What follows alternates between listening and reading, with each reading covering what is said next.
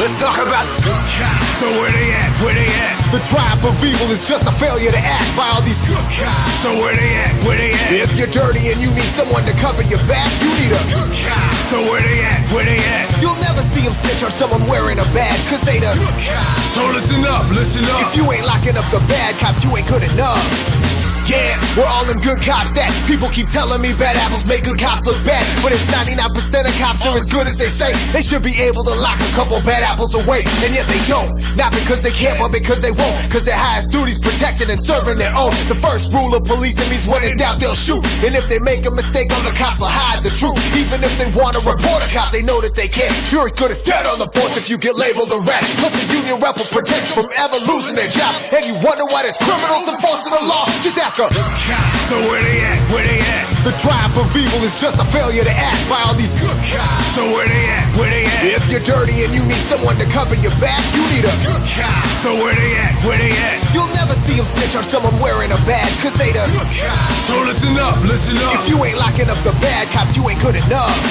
Police are trained a lot to make an arrest, but they're not required to help you when you make a request. They got no affirmative duty to either serve or protect, and they're immune from prosecution if they choose to neglect. Look at the precedent set by Talaferro, Douglas, and Warren. No one protected Jessica Gonzalez's daughter, and when she went to court to hold someone accountable for it, Scotus told us that it was legal for the cops to ignore. That's because the cop is an enforcer and his job's to collect, stealing money, kicking asses, and cashing forfeiture checks, writing ridiculous tickets and waging war on drugs. Our city budgets are funded by waging war on us, thanks to the good cops. So where they at? Where they at? The drive for evil is just a failure to act by all these good cops. So where they at? Where they at? If you're dirty and you need someone to cover your back, you need a good cop. So where they at? Where they at? You'll never see them snitch on someone wearing a badge, cause they the good cops. So listen up, listen up. If you ain't locking up the bad cops, you ain't good enough.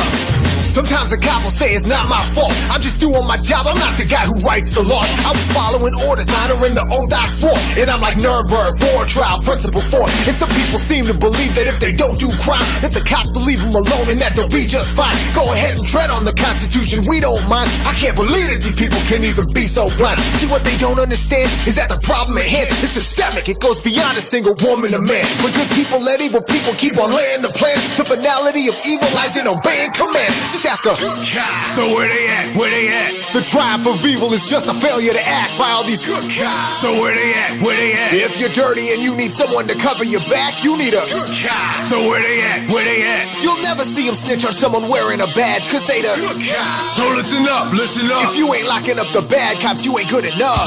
Good cops. So where they at? Where they at? The drive for evil is just a failure to act by all these good cops. So where they at? Where they at? If you're dirty and you need someone to cover your back, you need a good cop. So where they at? Where they at? You'll never see them snitch on someone wearing a badge, cause they the good cops. So listen up, listen up. If you ain't locking up the bad cops, you ain't good enough.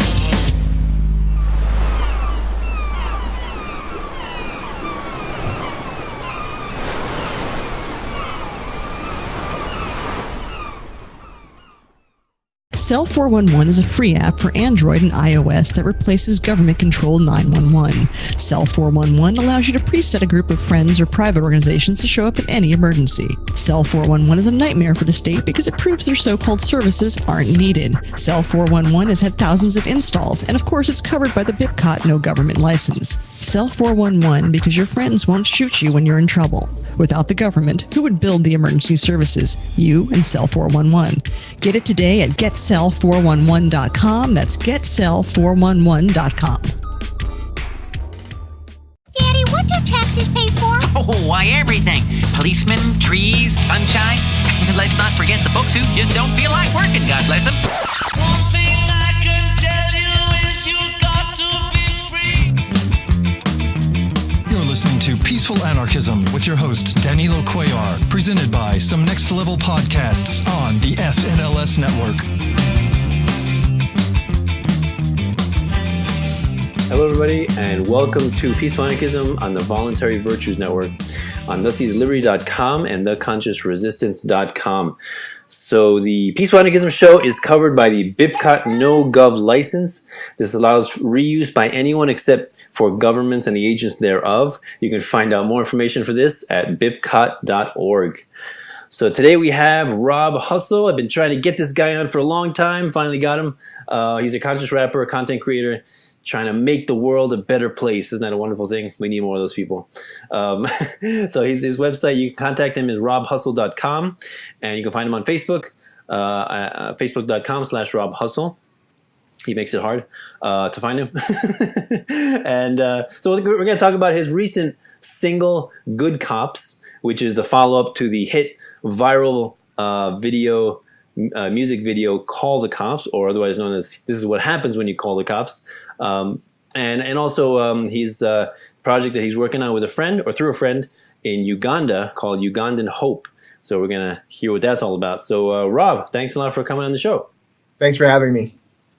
Yeah, no problem. I heard you on Anarchast a while ago, and thought it was really awesome what you're doing. And my brother is a rapper, so I have a special place in my heart for people trying to send a message through rap. You got to send me some links. I'd love to hear them. Yeah, definitely. I'll send you. He's on SoundCloud. Yeah, mostly SoundCloud. But yeah. So I've interviewed quite a few rappers: Eric July, Jared Howe, Mason Moore. Neema Vedadi. Love Neema. Yeah, he's a cool guy. So really, really awesome. I love it. So please get into a little bit of your background, how you got into, I guess, were you rapping about other things before you really started rapping about, I guess, social issues or things that really matter, or things that, you want to improve the world or spread message or spread information? Like, how did you get into that?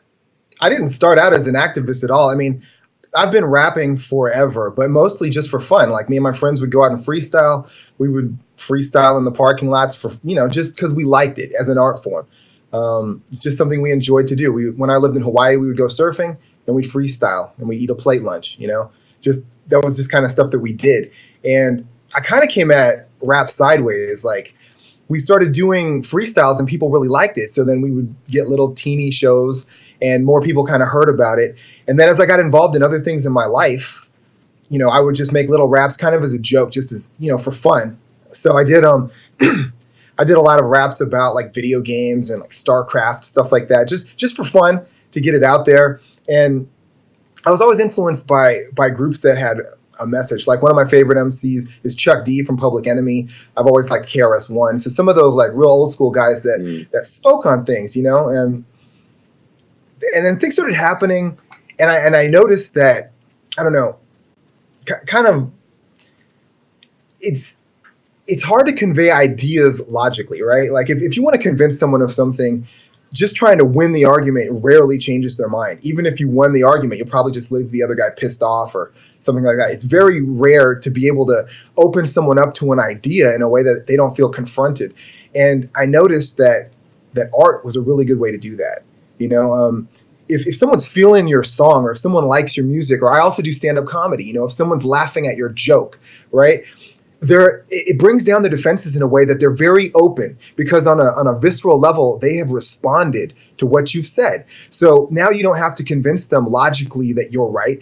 Emotionally, they can feel it. So now they're open to discuss it with you, and you can work together. So, just with that kind of an insight, I was looking around thinking, there's a lot of things that could be discussed using art as a way to kind of broach the subject that would get past people's defenses that, say, just arguing with them or logical arguments wouldn't do. So I was waiting for people to do it. I was like, where's our Chuck D? Where's our KRS-One now? Like, where are the people that are going to speak about this stuff now? And I never considered myself one of them. I just like to rap. But then it dawned on me that if I don't do it, no one will, because no one actually cares about it. Like, no one cares about it the way I do. So even if you don't think you're good enough to do it, even if you don't think that you're like, that you want to be some rapper, if you have the ability, you might as well put it out there, because some people might respond. So that was the genesis of any of the songs that I've made, is just, I felt like someone needed to say something. I didn't feel like anyone else was going to do it. So I said, okay, well, I'll just put it out there and see what happens. Wow, that's beautiful. I will mention one thing that you said about the stand-up comedy. I did not know that. That is awesome. I also did stand-up comedy for a year. Did you? Yeah, I did. So I have some YouTube videos. Do you have YouTube videos? I put them on private, but I can send you some links to them. Yes, I'll include, I have like 15 videos on YouTube, but like 2 of them are my all-time best, and then the rest of them like mediocre. So one of them I actually got booed. That means you're doing something right. I know I did get better, and I really approached it like I approach most things in life, which is I was dedicated to improving it. Like it was a trial and error thing. You go up there, you try new jokes, doesn't work. You tweak it a little bit, you fix it up, you go up there again. You just you gotta be relentless, and that's how it was. So I'm curious, do you still do that? Not as much, but it's something that I have a passion for, so I'm gonna get back to it. Like I said, I'm just strapped for time right now. But a project I've always wanted to do, that's been a passion project of mine for a while, that I keep in my pocket, is I've always wanted to do like an anarchist libertarian comedy tour. Just get a bunch of people like me, get a couple more, and like a big headliner, and just do a little tour of that style of humor. I think it would be great. Yeah, so I did my comedy in 2011, and that's when I started getting into these topics. Started learning about Lark and Rose and voluntarism and Creature from Jekyll Island and all that. Started learning about the Federal Reserve and precious metals, and so my comedy was not really about that. It was more about just me, my family, my wife, my kids, my dog, my mother-in-law. I kept it very personal. No talk of politics, religion, nothing that would be divisive. And so although I do know on Tom Woods, he has interviewed a couple of anarchist or / libertarian comedians, stand-up comedians like Dave Smith, and then there's Andrew Heaton. And there's probably more, but yeah. So I would love to get on more. Like I would love to interview some anarchist stand-up comedians. That's really awesome. We should get a list together and try to get a little tour, because that would just be so much fun. And when I started doing comedy, I was like you. I was going through a divorce, so a lot of my stage time was just me going through what I was going through, and working it out on stage and kind of just laying my feelings bare. I feel like there's 2 types of comedians. There's like nice guys that want to make people feel better, and there's like assholes that want you to share their pain. And I was kind of like that second type for the first part. And then like as I went through it more, then I started to, inject a little bit more of like my outlook on things that were happening, my opinions. So it's, it's evolved, but I definitely started from the same place that you did. And I think it's really important to keep everything that you say on stage honest and personal. Like if you don't really feel it, if you don't really believe it, I don't think you should just say it for a laugh. So, right. Man, I'm super stoked to find out that we've got to do some time on stage together. Oh, that'd be awesome. I really do miss it though. It's really so much fun. I did it with my brother. We took a comedy class for 7 weeks. And we were getting taught by these pretty big stand-up comedians in Long Island, and he was 19 at the time. And it was really a lot of fun. But I took off more. Like within a span of a year, I probably performed like 40 times in Long Island and Manhattan. And so it was a lot of traveling. I was living in Long Island, so traveling to Manhattan and late nights and all that. And it was just so much fun. You meet amazing people, amazing experiences. You learn about yourself. And one thing that I learned with stand-up comedy is the power of self-deprecation, right? That if you can't laugh at yourself, then that's the first problem. Everyone's going to laugh at you, but you have to be the first one to laugh at yourself, right? Right. So people just take themselves too seriously. And I think, like you said, I think the essence of comedy is pain, suffering, misery, right? And because people they have this strange idea that people don't want to know how happy you are, how successful you are, how much money you have, how big your car is, how big your house is. They don't want to know that, right? They want to know how much you suffer, how bad your ex-wife is, or how bad, how horrible or how difficult it is to raise your kids, how you stubbed your toe and it hurt like. That's what they want to know. They want to laugh at you, and it's like my brother. He said something interesting. It's like when you go to a psychologist, you pay to talk to the psychologist, right? Whereas with comedy, they pay to hear you talk. Right, exactly. It's an interesting difference. And I tried some of that stuff. I mean, comedy is the best therapy. If you can get up there and just kind of share your pain, Right. afterwards you can walk away with it. And if you've or away from it, and if you've laughed at it, it's just kind of gone, you know? Right. Yeah. And one thing that I also realized is that if you make fun of yourself, you know, you're a white guy, you make fun of white guys, black guy, or you're a Christian, you're a Jew, you make fun of yourself, whatever it is, that's fine. But once you start making fun of other people, it gets difficult. It gets sticky, because then they're like, oh, you know, if you're skinny, you make fun of fat people, no good, right? You're like, oh man, that guy's a horrible guy, you know. But so go ahead. Well, I make fun of everyone, dude. Like, Well, yeah. Then there's I don't hold that. it back. And you're right. Like, you can lose a lot of audiences. I've had there's definite points in my sets where I have jokes that I know I'm going to lose the whole audience on this joke. I'm like, everyone's going to feel uncomfortable now. But those are kind of like for me. You know what I mean? Like, I won't censor myself or hold it back. But there's a lot of crowds, because I mean, I'm in California, bro. Like, Right. a lot of the stuff that I'm saying is completely against the grain of what people here believe. Right. You know, so it's interesting with a lot. And plus, like in Monterey, the crowds are so diverse, right? Like, you will have super wealthy white people from Pebble Beach, and then you'll have people that work in the fields picking produce, you know, all of these people, a lot of military people, all in one audience. So it's really difficult to kind of bring them together. I've seen a lot of really famous comics completely tank out here because the audience is so weird. It's hard to get them all on board. But if you can, you know that you really have something that reaches a lot of different people, because pretty much you're getting every piece of the socioeconomic pie right there in that room. So what kinds of topics do you discuss in your comedy? I don't know. Like I said, most of the stuff that I do is personal, and it's however I'm feeling at the time. But there's a lot of things, like if I see something that bothers me that's topical, I'll talk on it. I'll tell a joke about it. But there's a lot of stuff about, you know, just freedom, personal rights, things like that, where, you know, you have a slightly different view than people, and if you can make fun of them for it.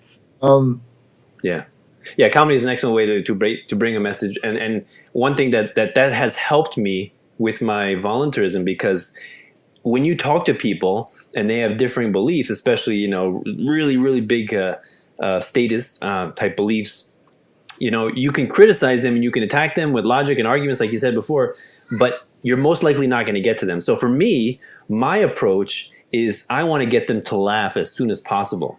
So, and once you do that, the barriers go down, the ice is broken, and they like you. You're like, oh, this guy's a cool guy. He's making me laugh, you know. And then when they're just relaxed around you, then you can kind of give them some, you know, voluntarist philosophy or freedom philosophy, and they're more likely to receive it, and they're less likely to feel threatened by it. Right, exactly. So we can talk about all this stuff for a while, but yeah, maybe get into a little bit of the call the cops first. Just talk about that for people who are not familiar with that. So Call the Cops was a video that I made, basically just calling out a lot of the brutality that police, you know, were inflicting on people across the country. And I'm not the kind of, I don't know, it's really interesting. I really write a line on this because a lot of people that support me, I don't necessarily believe the things they think I believe, right? So they're like, well, you support criminals and you hate. It's like, no, I don't support violence against people who aren't violent. I don't support anybody breaking the law, whoever it is. You know, I don't support people getting special rights to do it. It's not that I'm for criminals. So a lot of people misrepresent what it's about. But for me, it wasn't necessarily a personal thing, because people think, well, you're just a minority and you have a gripe against cops because you're uneducated and like they've been like, people have a lot of assumptions. You should see my mail, dude. Like, really, it's crazy. Like, you and your thug friends, and like, I went to college on a full academic scholarship. You know, I'm the furthest thing from a criminal you're gonna find. And the reason that I protest against the cops is because, first, they have a monopoly on force. They initiate aggression on more people than pretty much anybody on a daily basis. Like, if I think about the times, like, I've had my car broken into once or twice, but I've received all kinds of interactions with police that I never asked for, ever. You know, just personal experience, like coming out of the store at 10 o'clock at night. I've been surrounded on 2 different occasions by, like, one time it was 10 cops surrounded me. Wow. Right? Like, we got them. I'm like, oh shit, here it comes.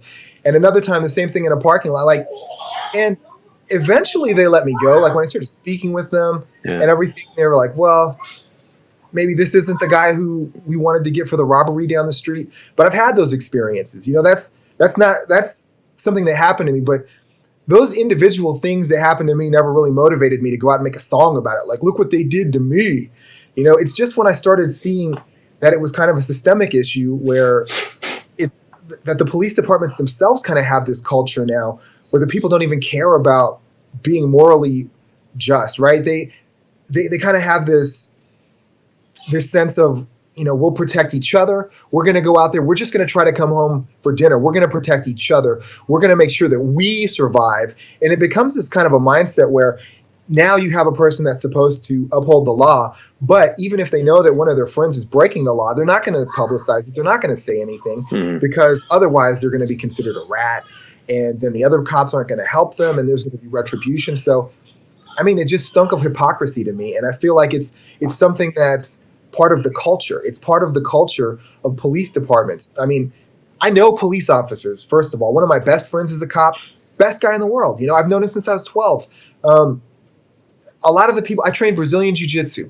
A lot of the people that I train with are law enforcement officers, right? They're great people as individuals. Like, if you just talk with them, they're great guys. But when you put people in a position where they're part of a system, even if you're just a good guy as part of a bad system, you can accomplish a lot of bad through that. So I just wanted to draw attention to those things. And talking to people about it didn't work because I'd get these stock responses like, well, if you don't commit a crime, then you won't get beat up. Or if you just obey,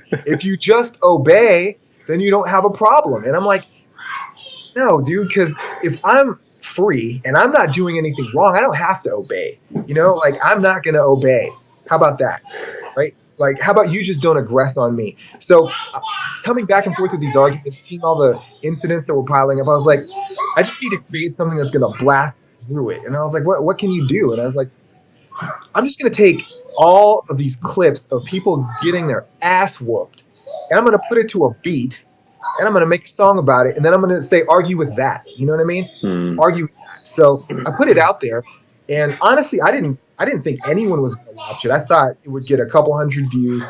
It took me months to get all this. It took like forever to edit that, bring it down, because I didn't want to just take anything, right? I didn't want to just take anything. So we picked certain things to put them into the video, edited it, worked on it forever, and we put it out. And I didn't think anyone was going to watch it at all, but it kind of blew up. It blew up in a huge way, and kind of blew up. Yeah, it did well, you know. So I mean, on Facebook, it didn't do so good because they tried to get my Facebook account banned.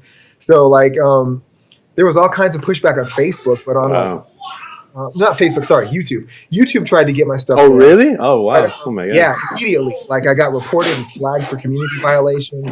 But on Facebook, a lot of people shared it, and it got huge views. Like, you know D.L. Hughley? No. He's a comedian, black comedian. Oh, maybe. Okay, maybe. Like, he shared it, and it got like 29 million views off of his Whoa. shit. And so stuff like that happened. Like, other people started sharing it. So I was like, wow, man, there are people that are actually interested in this kind of stuff. So, you know, I put that out there. And then kind of the motivation for Good Cops was the top response to call the cops was like, yeah, okay, so those cops were beating people up, but those are just the bad cops. 99% of cops are good cops. Yeah.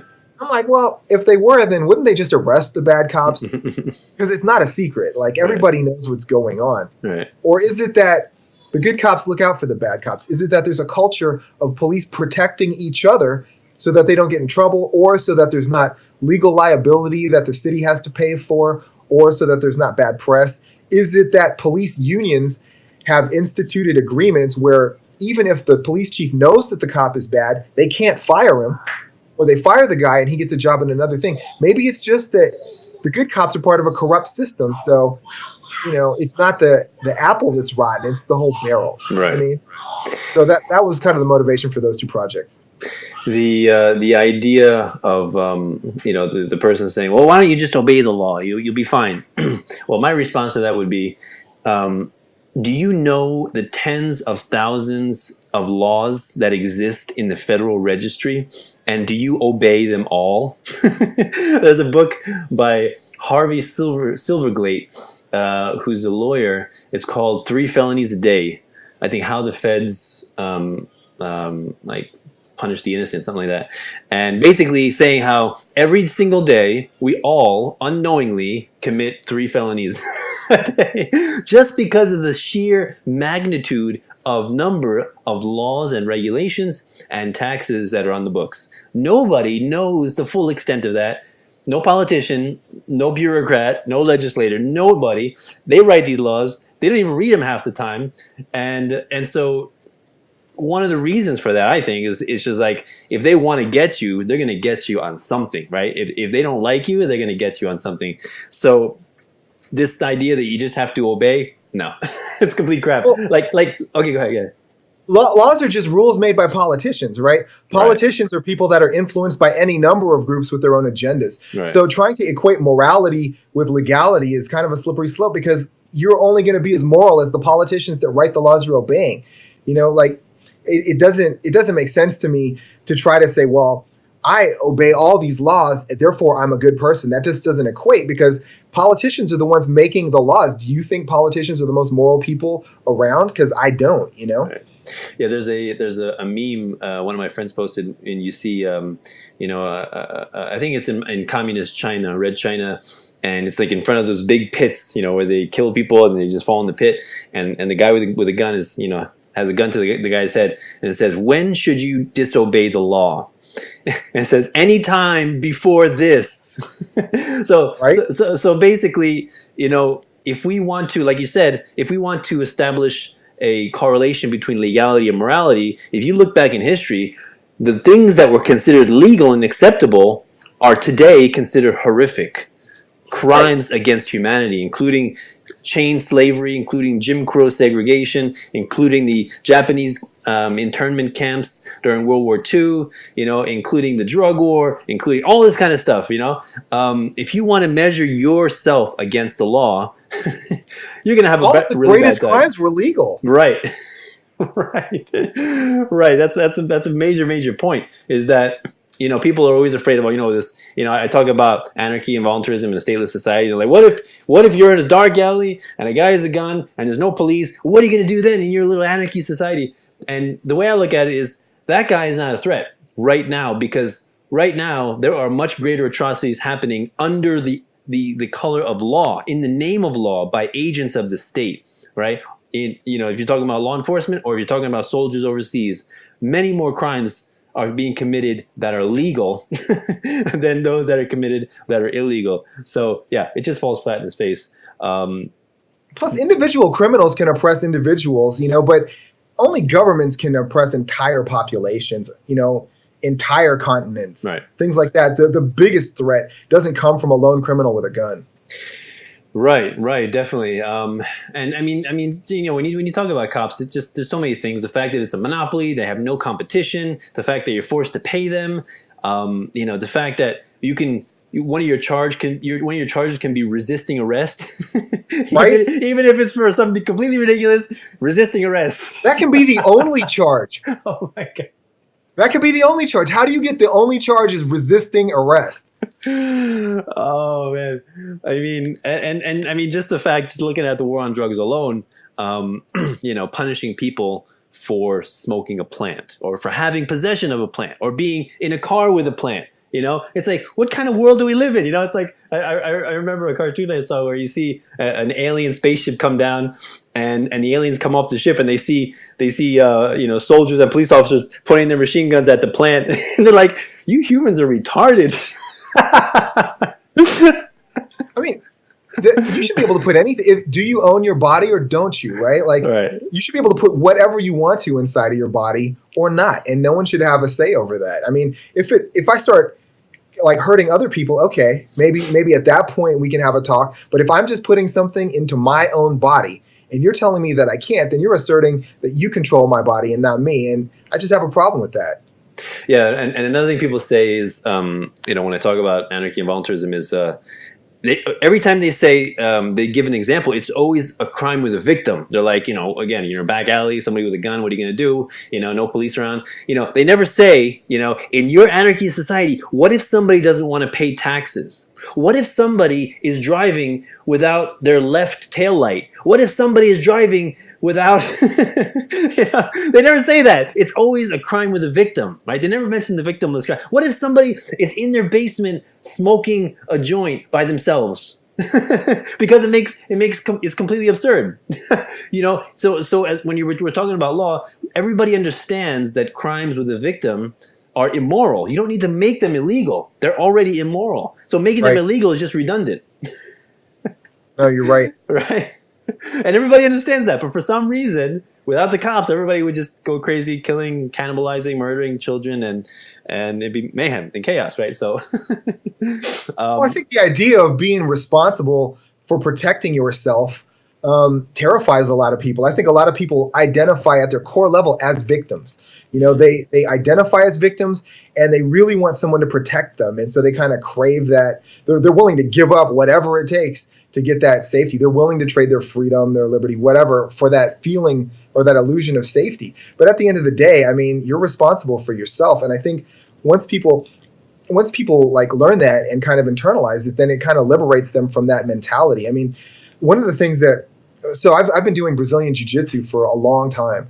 And when you first start doing, like when you're a white belt, when you first start rolling, a lot of times people spaz out. They you put a choke on them and they're freaking out. Their adrenaline is surging. Everything's happening because they've never actually been in a conflict. They've never actually felt what it feels like to have your lights going out, to about to be go unconscious. I mean, just any kind of physical contact that's aggressive at all freaks people out a lot. And some people can deal with it, some people can't. After a while, after you've been doing it for over 10 years like I have, someone's choking you out and you're pretty calm about it, but you're not afraid of any kind of a confrontation. I'm very calm with people. A lot of times people get irate. They like to talk a lot. They like to threaten a lot about things, but it's almost always people that can't really back it up. They're not serious about it. They just feel that fear that they have because they don't want to be hurt. They don't want someone to hurt them. So they panic. But I feel like if you can defend yourself and you're confident in your ability to do so, it lets you walk around very calm, kind of confident. You don't have to respond to everything hysterically because, it's just something that you're prepared to do. So I don't know. I feel like that's an important thing for people is if you want to be independent and you want to be free, then you need to take responsibility for yourself, for your own protection, for, providing for yourself. And once you actually can do that, you'll be able to relax a lot more. Yeah, one of the most beautiful things that I love about voluntarists and anarchists is their focus on self-responsibility and claiming ownership over your actions, right? Not shirking responsibility to someone else. I was told to do that. I was just doing my job. No, you're responsible for your actions. And I love that. And that's a wonderful thing. And even going, like you said, self-defense, if you don't want to rely on the police because they're a monopoly on violence and they can do whatever they want when you call them, it's very good to know self-defense. It's very good to be armed and trained and understand how to use those things. And that's a wonderful thing. That's what I want, an armed society is a polite society, right? So before we go, please talk about your project, the Ugandan Hope, and what that's about. This is a great project. So, there's a lot of problems, obviously, in Africa. And a lot of times people's solutions to these problems is to say, well, let's take money from people and let's have the government give it to other people over there. And then we'll have those organizations, kind of do things with it. And it's not very effective. Very rarely is it an effective program. A much better program for Africans, for Ugandans, would be if the people there got skills training, if they had jobs, if they had entrepreneurs that were teaching people to do things, that were creating businesses, that were employing people locally, and that weren't beholden to NGO, like non-governmental organizations, governments. They weren't relying on handouts. They weren't relying on people giving them charity. They were actually earning and creating. So the cool thing that I like about this project is that my friend Anthony, has a plan to build restaurants. So he wants to start with one restaurant in Gulu, Uganda, and the plan for the restaurant is he's going to build it, and then he's going to train and hire local people in the culinary arts, right? So not only is he going to have a place to feed people, but he will take local people and give them jobs. Not only will he give them jobs, he will give them job skills, right? You can start out at a low level, washing dishes, bussing tables. But then they're also going to need someone who can manage inventory. They're going to need someone who can manage the restaurant, who can start, taking on additional responsibilities. And if you have those skills, you can take those skills anywhere. They're always going to be needed. Once there's enough people in place that have a high enough level of skill, the hope is to open another one in a nearby town, so that you're creating a business, but at the same time you're training people, you're giving them jobs, and you're building up the economy. This way, they don't need to put their hand out to anyone. Right. They're earning their money. Right. They're making a difference, and they have a job. So it's a sustainable thing. Whereas a lot of these programs are just people going around asking for more, and then if they get it, governments are taking it from someone else. I'm not down with that model, but what Anthony's doing is something cool, and I think more people should look at these apprenticeship models to try to give people skills, give people careers, and make a profit on it and use that to better themselves, Yeah, that really reminds me of a video from Learn Liberty called 3 Ways Sweatshops Bring People Out of Poverty. Because, the people have this idea that, when a company moves overseas and plants a factory somewhere in a third world country or a very poor country, that they're being exploited. But like you said, people want to work. They want to earn their money. They don't want to just get handouts, and like Nobody you said, wants that. I mean, maybe some people do, but for the most part, people don't want that. People want to work. They want opportunity. And if you give it to them, they can succeed. I mean, let me give you a personal anecdote, okay? My grandfather lived in the Philippines, right? He's from the Philippines. My father was born in the Philippines. My grandfather fought in the war. Like he wanted to get his family out of the Philippines, right? He wanted a better life for them. So he fought he joined up as a soldier because that seemed like an opportunity to him. They came over here, and after the war, my dad and my grandparents worked as, field laborers. They picked strawberries in the fields. They picked produce like migrant workers. Right. Hung my uncle in a sack, picked strawberries all day for almost nothing. At the same time, they all went to school. We were all, not we, but my parents were really guided into having solid education, went to college, got degrees within one generation. All of our family is professionals. We all have an education. I'm not saying that the education system, I'm not advocating for that, but what I'm saying is that if you give people the opportunity to do things, they can succeed, but it's on the people themselves to do it. So instead of, if you would reverse that situation and just kind of given my grandfather money and kind of given him this mindset where, instead of trying to build your dream and work hard for it, that you just try to survive off of off the scraps you're given. I think that mindset limits you. I mean, there's literally nothing that can stop you if you don't believe you can be stopped. But if you already believe that you're limited and you can't do it, there's nothing that anyone can do to help you out of that. So I think it's important that we support programs and entrepreneurs that foster that, instead of programs that are basically just welfare for people that will keep them in that situation forever. Yeah, let me just say before we wrap up, that reminds me of a cartoon where you see, the people in a pit, with their hands up, poor people, and then people on the top. And the government solution to poverty is, they're saying, we need more food, give them food. And the free market solution is they're putting down a ladder. We need more rungs on the ladder Right. so they can lift themselves out of poverty, right? Exactly. To treat people like the way they treat them, when you donate money and you give them, foreign aid and all this stuff, you're treating them like, I don't know, inferiors, like pets, like, you have to, you're dehumanizing them basically. So, you have to, like you said, give them skills, basic skills, and then on top of which they can improve themselves and get better skills and, rise themselves up. So yeah, awesome conversation. So yeah, please, before you go, can you plug your sites, how people can reach you if they want to contact you and follow you? Yeah, if anyone wants to contact me, you can see my website, robhustle.com, or you can reach out to me on Facebook, facebook.com/robhustle. I'm pretty active on there, and I respond to most requests. So if anyone wants to reach out, I'd be glad to have a conversation with you. Awesome. Yes, please do reach out. He's doing some awesome work. Share his video, Good Cops. It's a new one. So, and if you want to help me out, you can do so through Bitcoin, Patreon, or PayPal.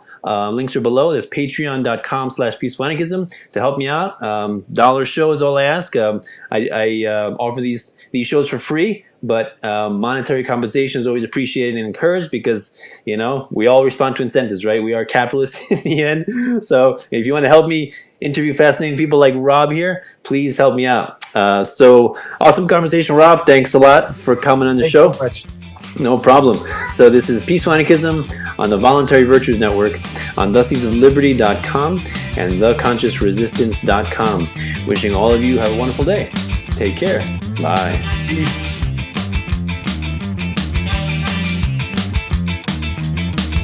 You're listening to Peaceful Anarchism with your host, Danilo Cuellar, presented by Some Next Level Podcasts on the SNLS Network.